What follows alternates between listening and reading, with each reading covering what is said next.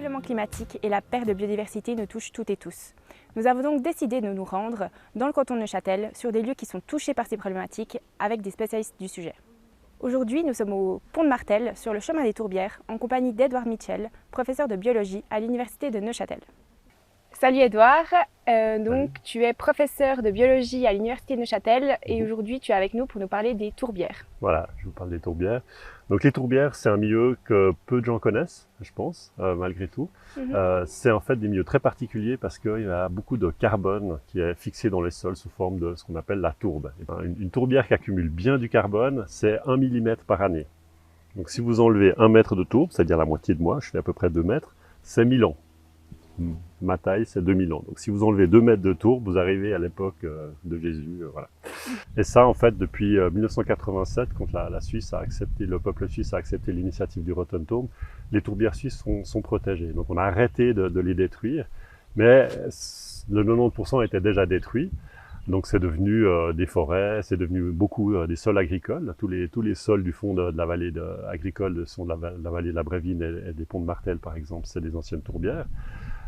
Et puis, c'est aussi devenu des aéroports, des centres commerciaux, etc. Donc aujourd'hui, les agriculteurs, ils se trouvent face à un défi qui est de savoir qu'est-ce qu'on va faire dans le futur. Parce que dans 20 ans, en gros, il n'y aura plus rien du tout. Et donc en fait, ils ont pu pendant un siècle ou comme ça, ou un siècle et demi, cultiver ces sols. Mais maintenant, ils vont plus pouvoir. Donc il y a vraiment une question qu'on va devoir se poser sur comment faire avec ces sols. Et c'est peut-être une opportunité en fait pour remettre du carbone dans ces sols ou en tout cas empêcher la dégradation, réinventer quelque chose qui fasse sens aussi bien pour le climat, la conservation de la biodiversité et pour l'agriculture. On a parlé de l'impact humain sur l'exploitation des tourbières, mais est-ce qu'actuellement on peut parler des enjeux aussi liés au changement climatique? Oui, tout à fait. C'est clair qu'une tourbière qui est déjà en train de souffrir parce qu'elle a été drainée, parce qu'elle a été morcelée, si en plus de ça, vous lui rajoutez l'effet des changements climatiques, c'est-à-dire des étés plus longs, plus secs, plus chauds, eh bien c'est compliqué. Une tourbière fonctionne bien quand elle est humide. Or, s'il pleut pas et que ça s'évapore plus parce qu'il fait chaud, ça va pas être une bonne nouvelle. Donc c'est difficile de préserver les tourbières qui restent, même si elles sont dégradées dans leur état.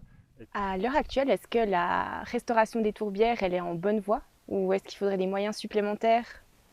Alors, il y a vraiment des magnifiques succès, notamment dans le canton de Neuchâtel. Là, je tire mon chapeau au service Faune, Forêt, Nature, notamment. Ils ont fait vraiment des choses exceptionnelles. Il y a des endroits où c'est très difficile, il y a des endroits où c'est plus facile. Donc, évidemment, on commence par les endroits les plus faciles. Et en bouchant des drains, en remettant en eau certaines surfaces, ils ont créé mais vraiment une explosion de biodiversité. Il y a des espèces qui avaient disparu, notamment de libellules qui sont revenues. Il y a des populations qui étaient toutes petites avec quelques individus. Maintenant, il y a des centaines, il y a des milliers d'individus. Donc vraiment, ça montre à quel point en fait on peut faire des choses, quoi. Et ça coûte pas forcément tellement cher. C'est quand même des travaux conséquents, mais ça vaut vraiment la peine. Et donc là, le premier but, c'était évidemment de recréer des milieux favorables à la biodiversité, mais ça a clairement en même temps un impact sur le carbone. Donc on recrée des puits de carbone, on fixe du carbone dans ces milieux, donc ça c'est vraiment quelque chose de très intéressant. On peut continuer de le faire, et puis en fait c'est très urgent de le faire, parce qu'avec le réchauffement climatique justement, ça deviendra de plus en plus difficile de restaurer ces tourbières. Mais une tourbière qui a déjà été restaurée, qui est de nouveau en eau, etc., eh bien, elle va mieux résister à un été sec et chaud. Donc c'est vraiment important de continuer ce travail et puis de le faire le plus vite possible.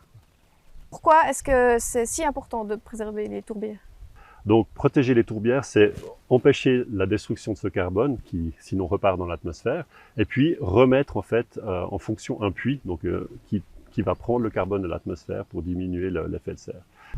Les tourbières, c'est un peu paradoxal, c'est pas des milieux très riches en biodiversité, mais toutes les espèces que vous trouvez en tourbière, c'est des espèces rares et menacées, protégées.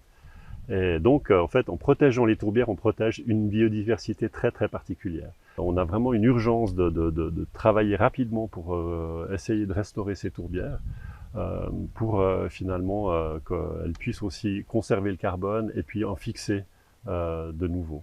Les tourbières sont un lieu d'exception qu'il faut absolument protéger pour la biodiversité qu'elles contiennent et le puits de carbone qu'elles représentent. Votez Jaune Vert aux élections fédérales d'octobre. Demain commence aujourd'hui.